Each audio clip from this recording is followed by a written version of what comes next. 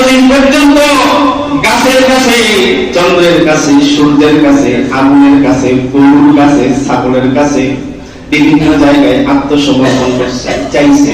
খোদা বানাইছে, ভগবান বানাইছে, সৃষ্টিকর্তা বানাইছে, অলক্ষণীতে বাঁচার জন্য লক্ষ্মী বানাইছে, বিপদ আপদ থেকে বাঁচানোর জন্য আলাদা ভগবান নিজেরা বানায় নিছে।